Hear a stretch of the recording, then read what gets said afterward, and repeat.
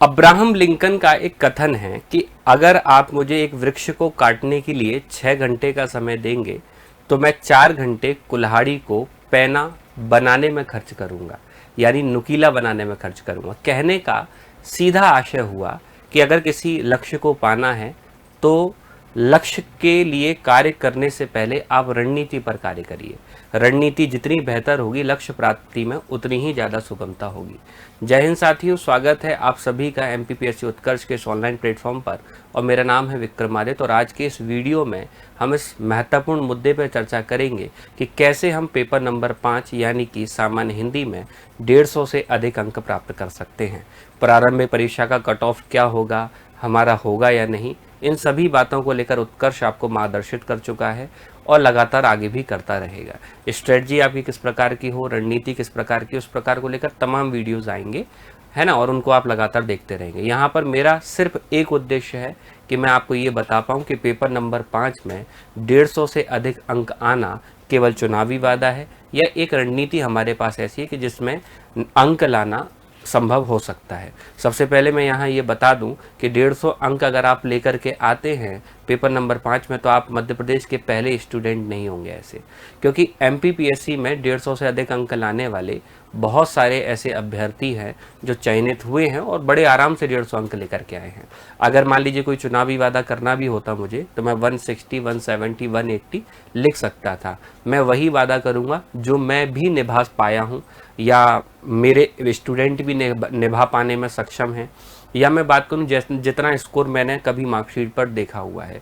तो मतलब 150 अंक प्राप्त करना कोई बहुत कठिन काम नहीं है। हाँ, पर इतना याद रखिएगा, अगर पेपर नंबर 5 में 150 मार्क्स आप लेकर के आते हो तो डीसी और डीएसपी जैसी पोस्ट पर चयनित होने की संभावना ज़्यादा बढ़ जाती है। और दूसरी बड़ी बात, 2024 के बदले हुए सिलेबस में पेपर नंबर 1, 2, 3 और 4 चारों बराबर स्तर के कठिन कर दिए गए हैं। चारों में लेखन की जो शब्द सीमा है वो लगभग 4000 शब्दों के आसपास कर दी गई है। तब ऐसे में पेपर नंबर 5 की ओर विद्यार्थी आज से देख रहे हैं, उनको उम्मीद है कि कैसे भी करके पेपर नंबर 5 में स्कोर बेहतर प्राप्त किया जाए। एकमात्र ऐसा पेपर बच रहा है जो स्कोरिंग है जिसमें आप 75% यानी कि 200 में से 150 अंक प्राप्त कर सकते हैं, वो भी कुछ घंटों की मेहनत के बाद। हाँ, कुछ घंटों की मेहनत के बाद का मतलब कि समय कितना खर्च करना है, क्या स्ट्रेटजी होगी, किसे पढ़ें किसे छोड़ें, इन सभी महत्वपूर्ण मुद्दों पर हम अभी चर्चा करने जा रहे हैं। तो चलिए शुरू करते हैं बिना देरी किए हुए। तो चलिए देखिए भाई, देखिए जब भी आप बात करेंगे अपने सिलेबस को पढ़ने की या कैसे करें पेपर नंबर 5 की तैयारी की, तो इसकी देखिए कुछ चरण हैं। जैसे आप जानते हैं योग दर्शन में अष्टांग योग है। गौतम बुद्ध ने भी जो है दुखों से अंत के लिए उन्होंने अष्टांगिक मार्ग सुझाया।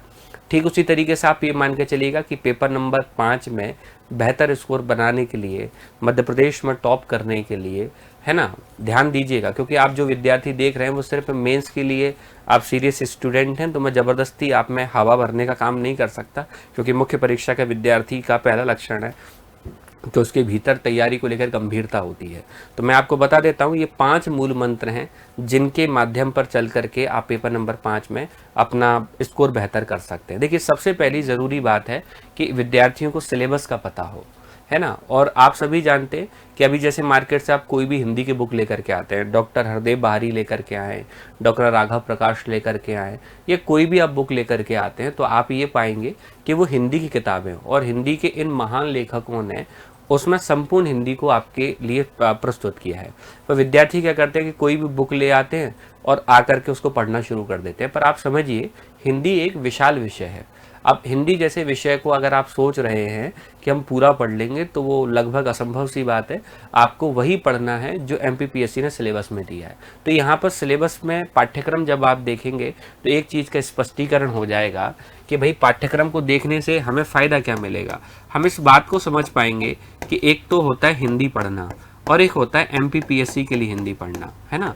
इन दोनों के बीच का अंतर हम यहाँ पर पता कर पाएंगे। तो सबसे पहले भाई विद्यार्थियों को सिलेबस के बारे में पता होना चाहिए। अगर देखिए पूरे सिलेबस को ध्यान से आप देखेंगे तो मैं सभी विद्यार्थियों को बता देता हूँ कि कौन कौन से टॉपिक आपके सिलेबस में हैं, है ना। देखिए बिल्कुल, है ना, एक एक बात को ध्यान से समझिएगा। पूरे सिलेबस को जब आप देखेंगे तो आपके लिए जो टॉपिक्स हैं जो आपको एमपीपीएससी के लिए पढ़ना है, मतलब अगर मैं बात करूं कि भाई एमपीपीएससी ओनली फॉर एमपीपीएससी, है ना, ध्यान रखिएगा, मैं यहाँ पर सभी परीक्षाओं के हिसाब से बात नहीं कर रहा हूँ, है ना, केवल और केवल मैं एमपीपीएससी के लिए बात कर रहा हूँ कि एमपीपीएससी के लिए सही मायने में पाठ्यक्रम क्या है। ठीक है, तो आप समझिए कि आपको कितने टॉपिक पढ़ना है। तो मैं सारे टॉपिक के नाम लिखते चल रहा हूँ, सभी टॉपिक के नाम आप देखिएगा और उनको नोट डाउन भी करिएगा। देखो, सबसे पहले सिलेबस के हिसाब से अगर हम देखें तो एक टॉपिक आपको पढ़ना है रस, है ना। कौन सा टॉपिक है और कहाँ से आपको पढ़ना है ना। मैं आपको सोर्स भी बता देता हूँ कि इसके लिए सोर्स क्या रहने वाला है, क्या सोर्स रहेगा पढ़ने का, वो भी समझिएगा। सबसे पहला टॉपिक रहेगा आपके सामने रस, है ना। तो रस टॉपिक की अगर मैं बात करूँ तो पहला टॉपिक रस और दूसरा टॉपिक रहेगा आपके सामने छंद, है ना। तो दो टॉपिक तो आपके सामने ही हो गए। रस और छंद के लिए जो विद्यार्थी उत्कर्ष से जुड़े हुए हैं ऑफलाइन कक्षाओं से, तो मैं पूरे विश्वास के साथ और बड़े गर्व के साथ कह सकता हूँ कि आप लोगों ने बहुत अच्छी मेहनत की है और आप लोगों को मैं अगर कहूँ सामान्य से टॉपिक से डरने का आप कोई अर्थ है ही नहीं। आप लोग काफ़ी मजबूत स्थिति में। लेकिन जो विद्यार्थी अभी उत्कर्ष से सिर्फ YouTube के माध्यम से जुड़े हुए हैं, तो उन सभी को मैं बता दूं, रस और छंद को लेकर के आप कोशिश कीजिएगा, रस और छंद को लेकर के आप प्रयास कीजिएगा कि आप ना दोनों टॉपिक को अपना जो YouTube वीडियो है उसके माध्यम से आप कंप्लीट कर लीजिएगा। दोनों टॉपिक को आप YouTube के माध्यम से कंप्लीट कर सकते हैं। ठीक है, अभी जब मैं लेक्चर रिकॉर्ड कर रहा हूँ ना, तो इस दौरान मैं आपको बता देता हूँ, रस जो टॉपिक है लगभग 5.5 घंटे का इसी YouTube चैनल पर आपको मिल जाएगा। देख लेना, ढूंढ लेना प्लेलिस्ट वगैरह में जा करके, रस MPPSC मेंस करके ढूंढेंगे तो YouTube पर भी लिस्ट में आ ही जाएगा। तो वो अभी देखिएगा, मैंने क्या था कि लगभग प्रीलिम्स होने के ठीक पहले मैंने लेक्चर रिकॉर्ड करके YouTube पर प्रस्तुत करवाया था और वो अभी पढ़ा हुआ है और विद्यार्थी अब उसको देखेंगे। आप भी देखें, पूरा रस उसमें आधा अधूरा नहीं, एकदम कंप्लीट है।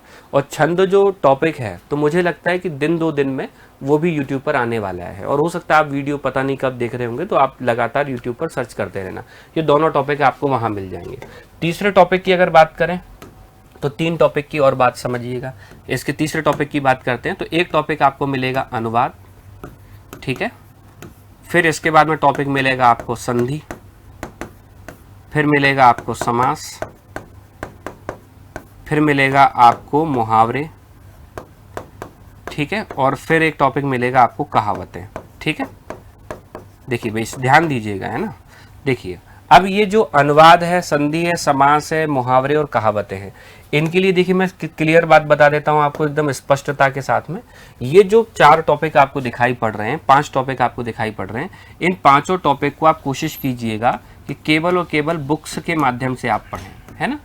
केवल और केवल बुक्स का आपको यूज करना है। और बुक्स के लिए भी अगर मैं बात करूँ, क्योंकि देखिए ये ऐसे टॉपिक है जिनको अगर आप YouTube वगैरह पर पढ़ने की कोशिश करेंगे तो आपका समय ज़्यादा खर्च होगा। क्योंकि देखिए सबसे ज़्यादा महत्वपूर्ण विद्यार्थी के लिए है समय। अगर मान लीजिए संधि टॉपिक को पढ़ने के लिए अगर कोई टॉपिक सेल्फ स्टडी से 5 से 6 घंटे में हो सकता है और उसे आप YouTube की क्लासेस में पहले 2 घंटे की देखी, फिर 2 घंटे की देखी, फिर 2 घंटे की देखी, तो आप समय खराब करेंगे। सीधा बुक उठाइए, पढ़ लीजिए। सोर्सेस सभी बुक्स में अवेलेबल हैं, लेकिन मैं अपने अनुसार अगर बताऊंगा तो मैं प्रायोरिटी पर रखता हूँ सबसे पहले उत्कर्ष की बुक को। उत्कर्ष की जो हिंदी की किताब है, उत्कर्ष की जो किताब है वो पब्लिश होकर आ चुकी है। बहुत सारे आपको मैं अगर बात करूं तो आप संस्थान से ही पता कर लें कि कहाँ कहाँ और मिलने वाली है, क्योंकि हो सकता है कि धीरे धीरे कुछ बुक स्टोर पर भी पहुंच जाए। बाकी उत्कर्ष के ऑफलाइन सेंटर पर अवेलेबल बुक आपको मिल जाएगी। ठीक है, तो देखिए एक तो उत्कर्ष की जो किताब है उससे आप पढ़ सकते हैं। इस किताब की देखिए सबसे बड़ी खास बात क्या रहने वाली है, इस किताब में प्रीवियस ईयर क्वेश्चन भी मिल जाएंगे, प्रैक्टिस के क्वेश्चन भी मिल जाएंगे, और ये किताब सिर्फ MPPSC को टारगेट कर है। लेकिन इसके अलावा अगर मान लीजिए मार्केट से आप किताब लेना चाहते हैं तो मैं ये कहूँगा कि डॉक्टर हरदेव बाहरी वाली किताब ले लीजिए आप, हरदेव बाहरी। ठीक है, डॉक्टर हरदेव बाहरी ले सकते हैं आप, वासुदेव नंदन प्रसाद ले सकते हैं आप, है ना, डॉक्टर वासुदेव नंदन, ये किताब भी आप ले सकते हैं। आप, मेरा ये मानना है कि ये जो 7 टॉपिक हैं आपके, ये टोटल मिलाकर 3, 4, 5, 6, 7 तक, ये टोटल 5 टॉपिक है, इनको सिर्फ बुक से पढ़ें। YouTube पर बिल्कुल भी समय खराब ना करें, कोशिश कीजिए इनको सीधा सीधा बुक से पढ़ लिया जाए। भाई YouTube पर वो टॉपिक आपको पढ़ना चाहिए जो कॉन्सेप्चुअल हैं, जिनको सच में बहुत ज़्यादा समझने की ज़रूरत पड़ेगी। अब भाई मुहावरा है, कहावत है, आप ही को पढ़ना है, आप ही को रटना है। संधि और समास है, आप ही को पेन चलाना, आप ही को प्रैक्टिस करनी है। अरे भाई रस में और छंद में एक जगह पर मात्राएं गिनने का कॉन्सेप्ट आपको सीखना पड़ता है और एक जगह पर कविताओं के अर्थ आपको समझने पड़ते हैं। उसके लिए यूट्यूब नो डाउट एक अच्छा प्लेटफॉर्म है आप सभी को पढ़ने के लिए, लेकिन संधि समास मुहावरे कहावतें बुक से पढ़ेंगे ना तो आपका समय बच जाएगा। देखिए मेरा संदेश हर उस स्टूडेंट के लिए है जो स्टूडेंट एक सीरियस एस्पिरेंट है, जो तैयारी कर रहा है। अब जो भाई यूट्यूब की दुनिया में सिर्फ घूमने के लिए आया है कि ये भी वीडियो देख लो वो भी वीडियो देखो, तो भैया आपका स्वागत है, हम भी यूट्यूब पर अवेलेबल हैं, पर हम भी वही कोशिश करते हैं जो विद्यार्थी के लिए ज़रूरी है। प्रारंभिक परीक्षा के दौर पर उत्कर्ष जो पूरा एक सीरीज लेकर के आया, तो उस समय विद्यार्थी को प्रैक्टिस की जरूरत होती है, इस कारण से ऑब्जेक्टिव के माध्यम से ज़्यादा प्रैक्टिस करवा दी।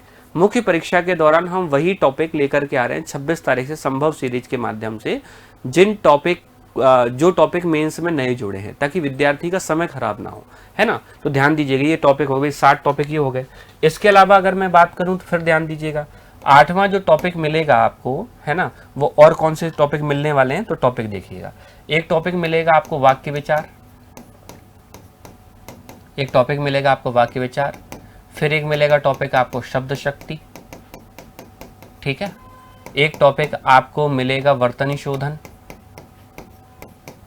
वर्तनी शोधन, ठीक है। एक जो टॉपिक है ना, वाक्य विचार, शब्द शक्ति, वर्तनी शोधन। एक टॉपिक मिलेगा आपको विराम चिन्ह, ठीक है, एक टॉपिक आपको ये मिलेगा। इसके अलावा और मैं टॉपिक की बात करूं तो एक टॉपिक आपको मिलेगा पर्यायवाची, पर्यायवाची। एक टॉपिक आपको मिलेगा विलोम, एक मिलेगा आपको अगर मैं बात करूं तो तत्सम तद्भव, तत्सम तद्भव, ठीक है। एक टॉपिक आपको मिलेगा युग्म शब्द या शब्द युग्म, एक ही नाम है, या समश्रुति भिन्नार्थक, है ना, शब्द युग्म। फिर इसके बाद में जो आपको एक और टॉपिक मिलेगा, ये देखिए 15 टॉपिक हो गए, 16वें टॉपिक का नाम मैं यहाँ लिख दे रहा हूँ। एक टॉपिक मिलेगा आपको शब्दार्थ, एक टॉपिक मिलेगा आपको वाक्यांश के लिए एक शब्द, ठीक है। देखिए भाई, अब ये जो मैंने पूरा रेड अलर्ट पे रखा है एकदम, है ना, मतलब रेड अलर्ट का मतलब आप समझ गए होंगे कि वो सच में ही रेड अलर्ट वाली बात है। अगर आपने इस पर ध्यान नहीं दिया तो आप फेल हो सकते हैं, है ना। ध्यान दीजिएगा भाई, ये सबसे महत्वपूर्ण हिस्सा है। विद्यार्थी, आपको किसी भी विद्यार्थी का अगर आपको हिंदी का परीक्षण करना है तो आप वोकैबलरी से पता कर लीजिए। सी सेट में अभी भी काफ़ी क्वेश्चन आए। अभी ये वोकैबलरी वाला जो पोर्शन है ये क्यों महत्वपूर्ण है, मैं आपको स्पष्टता से अभी सारी बातें बताने वाला हूँ। वीडियो को पूरा जरूर देखना, क्योंकि जितनी बातें बताऊंगा सारी काम की बताऊंगा, बेमतलब की एक भी बात नहीं बताऊंगा, टेंशन मत लेना। 17 टॉपिक हो गए, है ना। 18वें नंबर पर जो टॉपिक मिलेगा वो मिलेगा आपको पल्लवन, और 19वें नंबर पर जो टॉपिक आपको मिलेगा वो मिलेगा मध्य प्रदेश की प्रमुख बोलियाँ। और बोलियां भी ध्यान देना, इसीलिए सिलेबस देखना जरूरी है।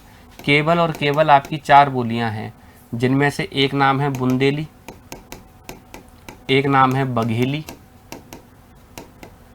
एक नाम है मालवी, और एक नाम है निमाड़ी। देखिए सबसे पहले मैं बता दूं, अभी मध्य प्रदेश में एकमात्र किताब उत्कर्ष है जिसमें MPPSC का पूरा सिलेबस, है ना, डिट्टो एकदम छपकर आ चुका है। अदरवाइज अभी किताबें सिर्फ हिंदी की किताबें हैं। हिंदी किताब मतलब जिसमें से आपको काटा छांटी करनी पड़ेगी। जैसे अभी मान लीजिए कोई भी बुक लेकर आते हैं, पहला ही टॉपिक मिलेगा आपको हिंदी का उद्भव और विकास, सिलेबस में है ही नहीं, पढ़ के क्या कर लोगे आप।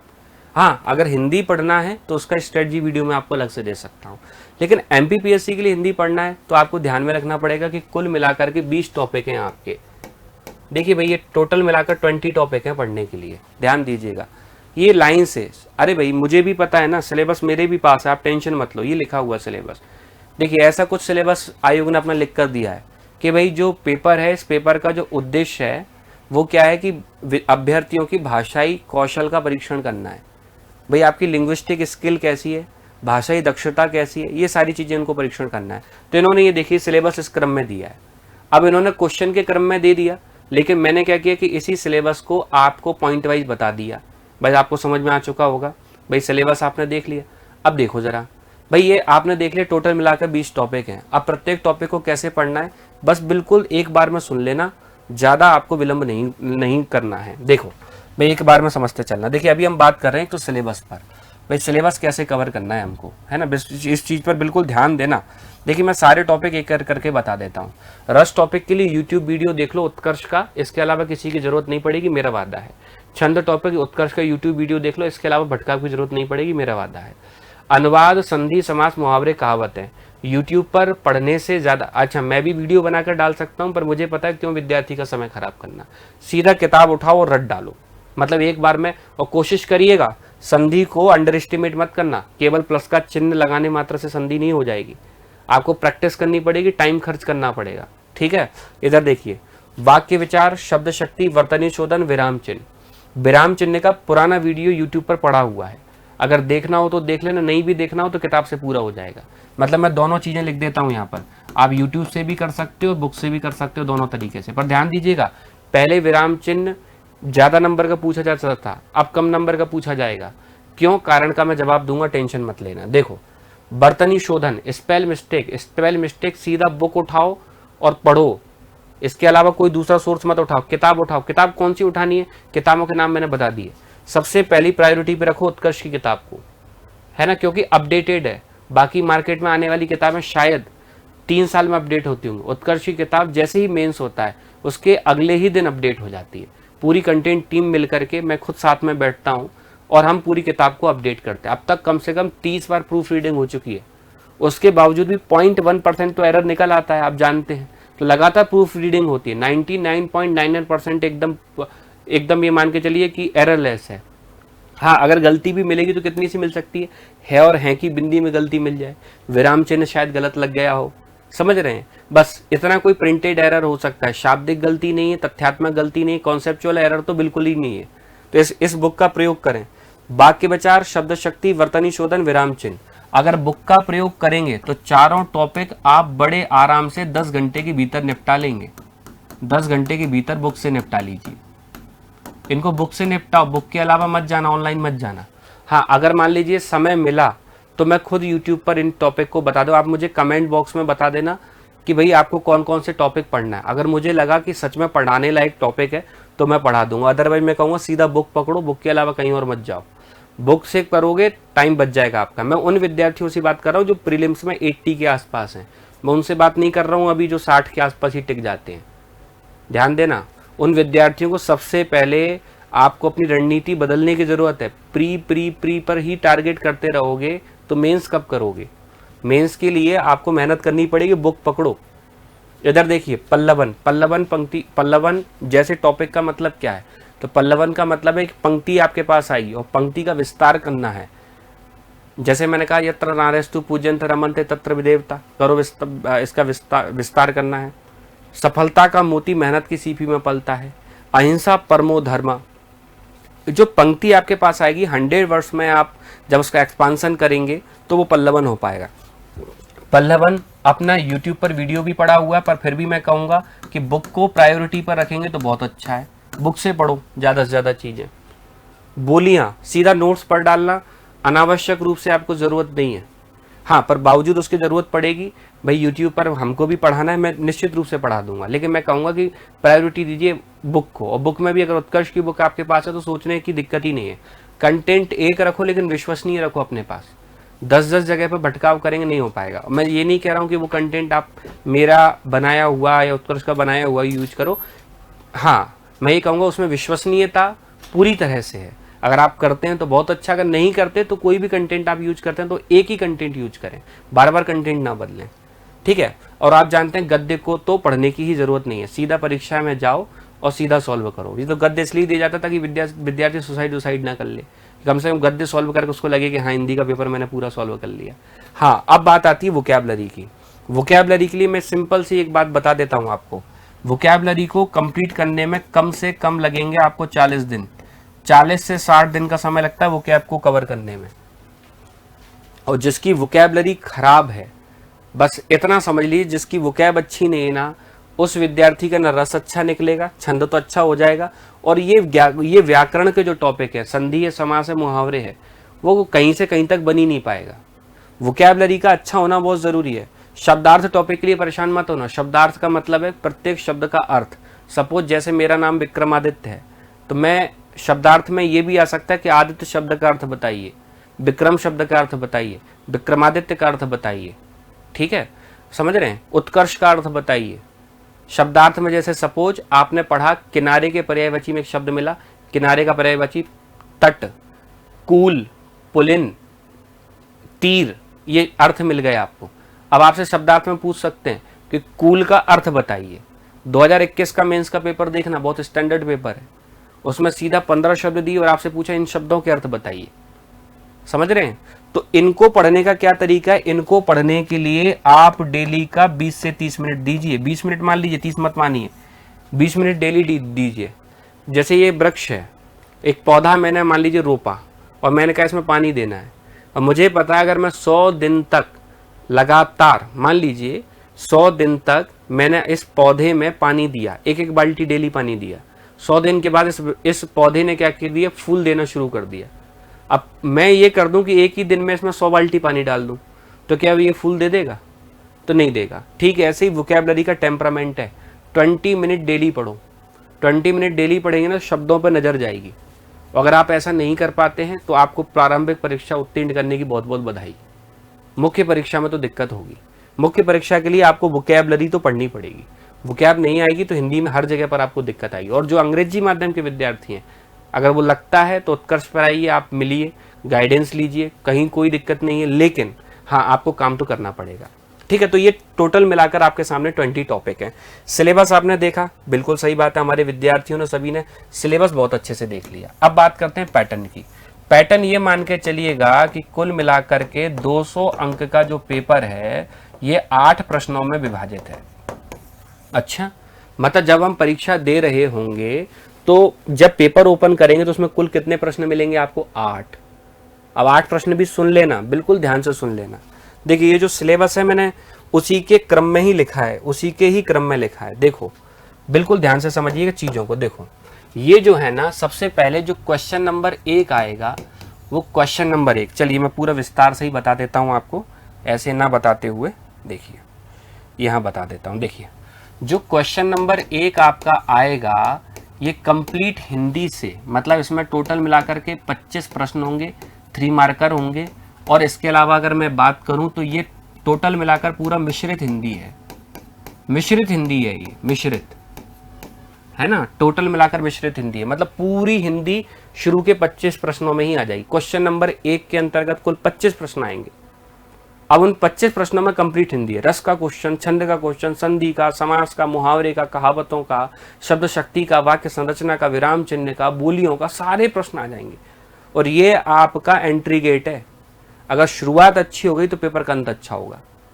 जैसे ही कॉपी चेकर्स कॉपी चेक करेंगे तो वो देखेंगे, अरे क्वेश्चन नंबर 1 में सारे क्वेश्चन सॉल्व कर दिए, इसका मतलब विद्यार्थी मेहनती है।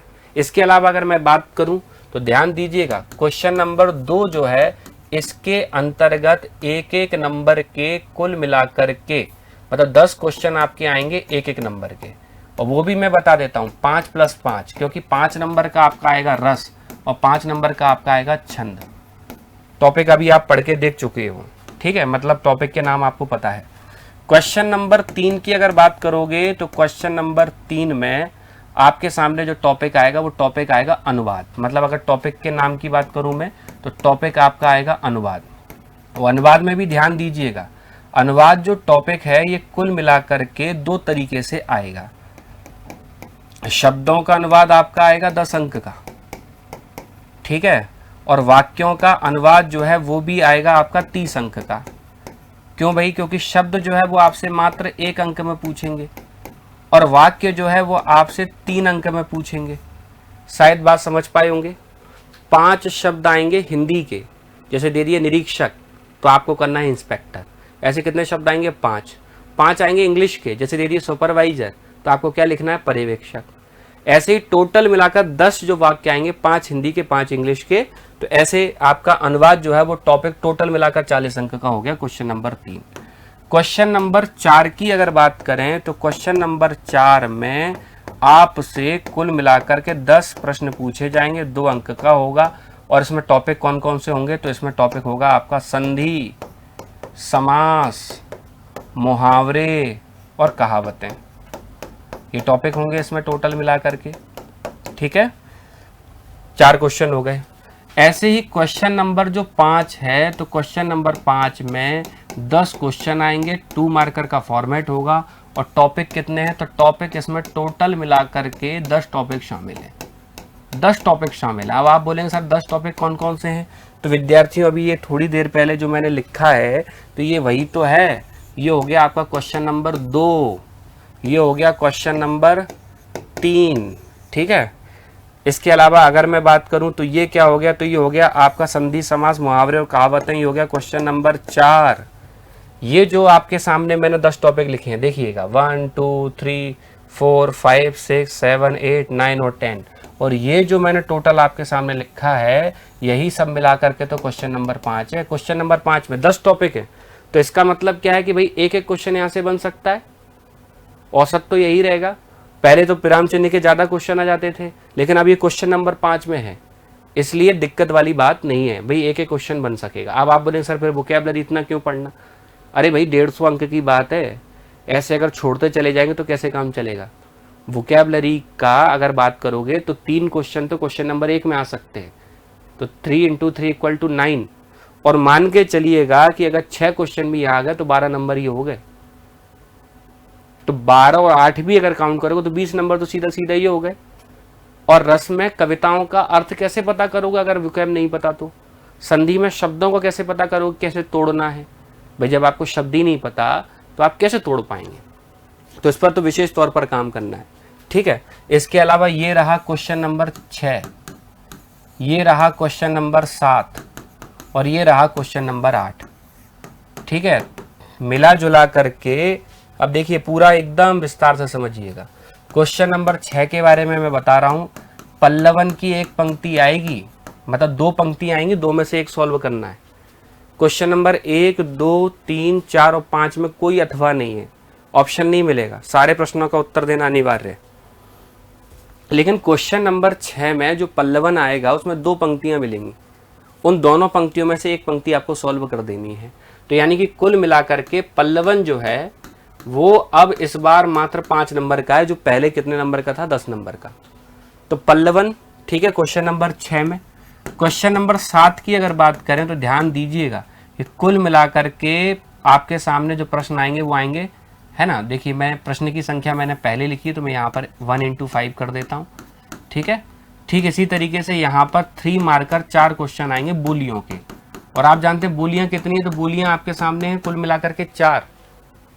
अब ऐसे पूछ सकते हैं बुंदेली बोली के बारे में बताइए, बुंदेली बोली कितने जिलों में बोली जाती है, बुंदेली बोली के साहित्यकारों के नाम लिखिए, बुंदेली बोली की उपबोलियां बताइए, बुंदेली बोली के 3 लेखकों के नाम लिखिए, समझ रहे हैं। तो ऐसे ही चारों बोलियों से संबंधित प्रश्न आ सकते हैं कि उस बोली का क्षेत्र क्या है, उस बोली की उपभाषा क्या है, उप बोली का अपभ्रंश क्या है, उस बोली से उपबोलियां कौन कौन सी हैं, उस बोली से संबंधित मुहावरे या कहावतें, माफ करिएगा, कहावतें कौन कौन से हैं, उस बोली के प्रसिद्ध लेखक कौन कौन से हैं। तो ये इस प्रकार के जो प्रश्न है ना वहां से बन सकते हैं क्वेश्चन नंबर 7। और क्वेश्चन नंबर 8 जो है वो आपको पता है कि कुल मिलाकर के 18 अंक का है गद्य। अब वो गद्य 18 अंक का है तो वो 6 नंबर के 3 पूछेंगे, 3 नंबर के 6 पूछेंगे, वो इसी बार पता चलेगा। ये पूरा पैटर्न है भाई पेपर का, नंबर काउंट कर लो। देखो क्वेश्चन नंबर 1 25 × 3 = 75 मार्क्स का क्वेश्चन नंबर 1 है। यहाँ अगर बात करें क्वेश्चन नंबर 2 है आपके 10 अंक का 85। इसके अलावा क्वेश्चन नंबर 3 की अगर देखोगे आप तो टोटल मिलाकर के 40 अंक का। क्वेश्चन नंबर 4 की अगर बात करोगे तो 20 अंक का। क्वेश्चन नंबर 5 की अगर बात करोगे तो 20 अंक का। क्वेश्चन नंबर 6 की अगर बात करोगे तो 5 अंक का।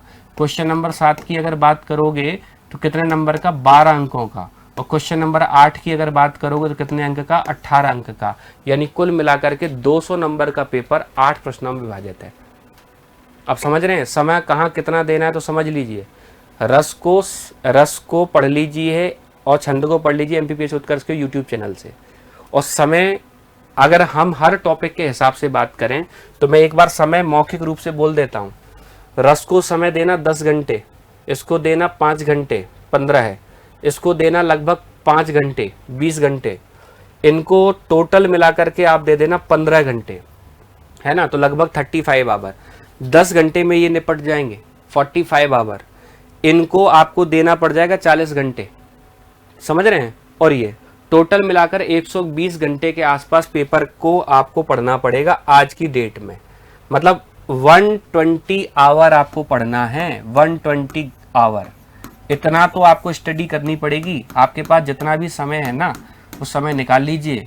जैसे सपोज आपके पास में मान लीजिए 70 दिन का समय है, और 70 दिन में अगर मान के चलिएगा कि आपने अगर 10 घंटे रेगुलर पढ़ा, तो आपके पास में 700 घंटे हैं।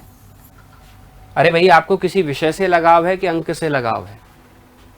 अब जब मान के चलिएगा कि 700 घंटे में अगर 6 पेपर आपके डिवाइड हो रहे हैं, ठीक है, तो भाई 120 घंटे तो आपके हिंदी के हिस्से में भी आएंगे भाई। और हिंदी के हिस्से के अगर 120 घंटे आपके पास हैं, तो ये आपको 150 मार्क्स भी तो दे रहा है।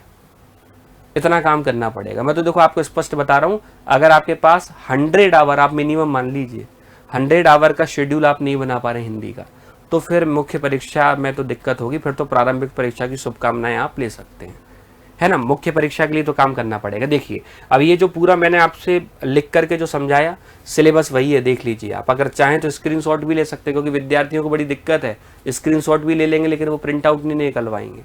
प्रिंट आउट जरूर निकलवाएं, ये पूरा प्रिंट आउट निकलवाएं। और ध्यान रखिएगा, जैसा पीएससी सिलेबस देता है, देखो बिल्कुल उसी प्रकार से वो क्वेश्चन पूछता है।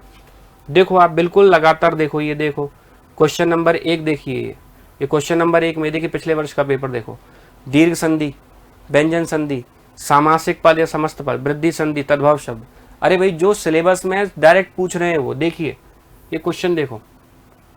देखिए अभी 2023 तक देखो, ये अनुवाद है सिलेबस में। देखो डायरेक्ट पूछा अनुवाद किसे कहते हैं। पहले अलंकार था तो सीधा क्या पूछा, अलंकार किसे कहते हैं। विराम चिन्ह क्यों जरूरी है, सिलेबस में तो सीधा पूछ लिया। कहावत सिलेबस में है, डायरेक्ट पूछ लिया। देखो आप, यण संधि सिलेबस में तो डायरेक्ट पूछ लिया, और कैसे पूछेंगे भाई वो।